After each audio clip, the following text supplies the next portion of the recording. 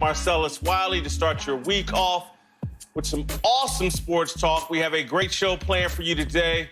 All right, stick around. We'll have the most fearless discussion of the day. Deshaun Watson dragged into a bit of controversy as people relived the draft where Mitchell Trubisky was the top quarterback taken while the Bears passed on Deshaun Watson and Patrick Mahomes. We'll get into that controversy. Deshaun Watson may have stepped on his own toes, but I'm not sure. All right, but first, we're going to talk about Michael Jordan and Last Dance. And we'll go out to the Bay Area and bring in our Fox Sports NBA analyst, Rick Bucher, who obviously covered most, if not all, of Michael Jordan's career. Guys, let's go right here. Last Dance last night, episodes 7 and 8, brought into clear focus just how maniacal Michael Jordan was, I think that's the word I wanted to use, in his pursuit of championships. Michael Jordan, a bully, intimidating his teammates.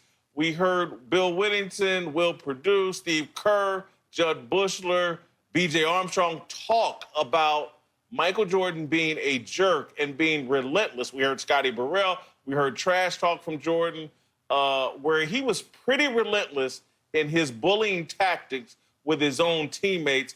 I'm watching this last night, and my initial gut reaction as I watch is like, Michael Jordan is the Bobby Knight of basketball players. Michael Jordan has a lot in common with Bobby Knight, the legendary Indiana coach, known for his temper, known for his bullying tactics with his own college players. That was my thought last night. This morning, a friend of mine that I went to Ball State with, he was on the basketball team. He's originally from Detroit. He texted me a message that was even better than my Bobby Knight analogy. He asked the question, so as a Pistons fan, I'm watching Michael Jordan be celebrated as this great leader for bullying and intimidating his teammates, but I'm looking at Isaiah Thomas be vilified for bullying and intimidating his opponents. And Isaiah Thomas is vilified. Michael Jordan is celebrated. There is some hypocrisy here. And I want to be clear here before I toss it to Marcellus and Rick. Obviously, I've made no secret of the fact that I'm friends with Isaiah. I'm a fan of Isaiah. If you study my journalistic career, I have defended Isaiah Thomas through thick and thin, through all the controversy. I think Isaiah is one of the most misunderstood athletes of my lifetime and my generation. I love Isaiah Thomas.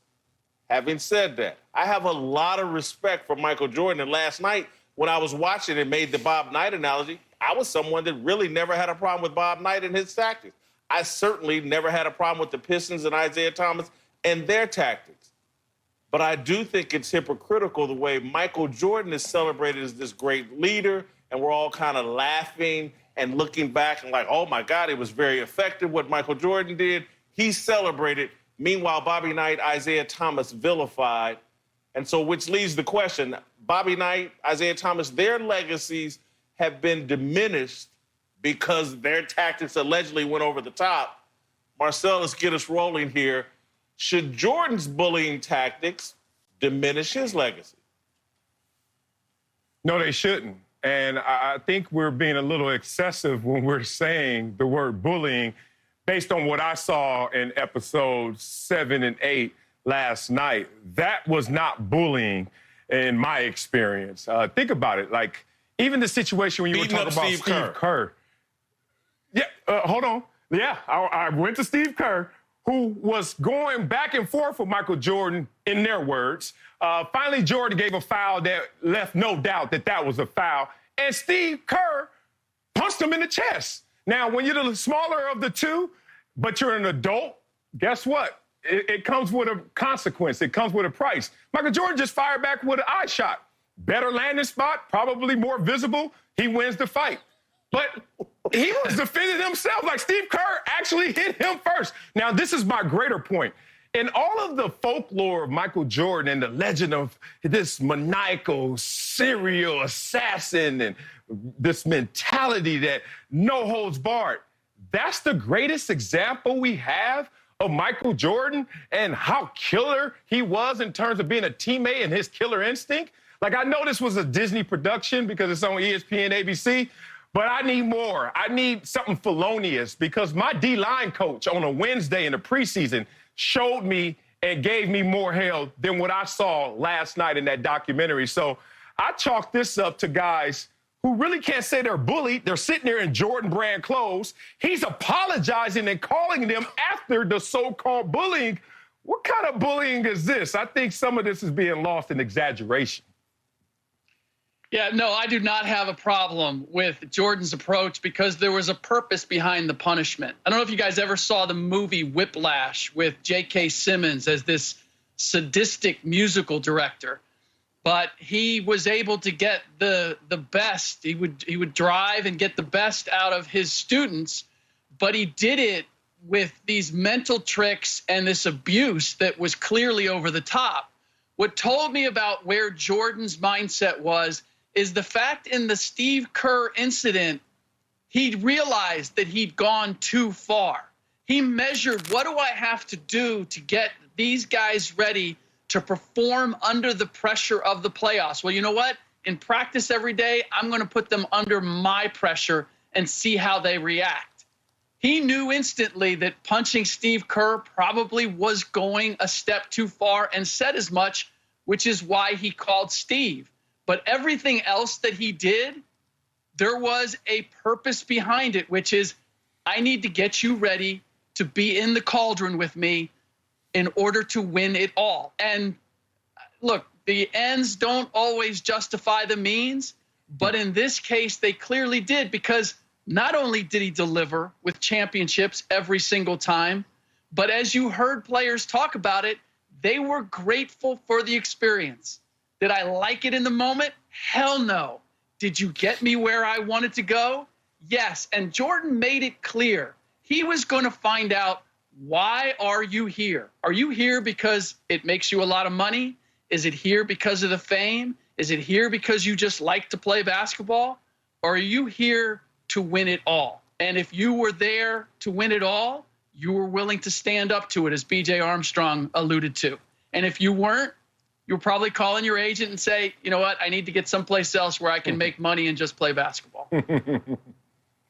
Look, I hate to go here because I think y'all going to pounce and it's going to be hard for me to recover from the way y'all about to pounce on me. But everything y'all are saying. We're not going to bully you, Jason. People would justify Bobby Knight's actions.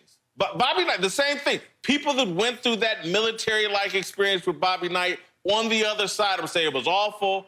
But, man, did we win? Did I learn things? And, look, I'm very consistent. I'm from Indiana. I got the whole Bobby Knight experience. If you went there, you signed up for that abuse, and he delivered. I had no problem with it, have always defended Bobby Knight, even when he's crossed the lines or whatever and he's been wrong, but overall defended Bobby Knight. All I'm saying is Isaiah Thomas, the Pistons, the bad boy Pistons, they bullied Michael Jordan. They bullied their opponents. Michael Jordan still holding a grudge. Isaiah, reputation, never given the credit that he fully deserves as one of, as, in my view, the greatest leader the NBA's seen other than Bill Russell, in my opinion. He and Bill Russell on the same level. To take his undersized body and do what he did in the NBA with his group of teammates. He didn't play with the top 50 players, Scottie Pippen, Magic playing with Kareem Abdul-Jabbar, Larry Bird playing with Kevin McHale and Robert Parrish.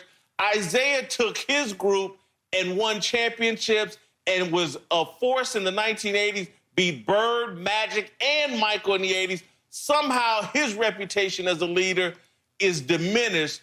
But Michael Jordan, and again, y'all saying that, look, not only beating up Steve Kerr, and he knew he was wrong, the bullying of Scott Burrell, Horace Grant, don't feed him on an airplane. We've heard story after story. I'm not trying to diminish Michael. I watch it, and I love it all. I love all three of them equally. This is what winners do. But to me, it's hypocritical. Isaiah, Bobby Knight get trashed. Michael Jordan gets celebrated.